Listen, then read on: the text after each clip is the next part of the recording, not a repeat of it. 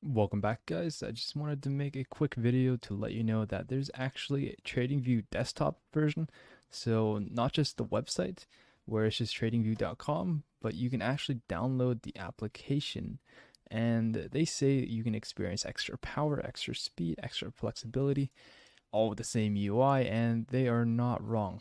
It actually runs a lot faster, highly recommended, and it supports all your favorite platforms, Linux, Mac OS, and Windows.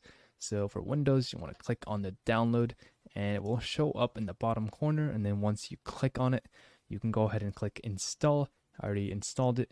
If you want to see what it looked like, just stick tight.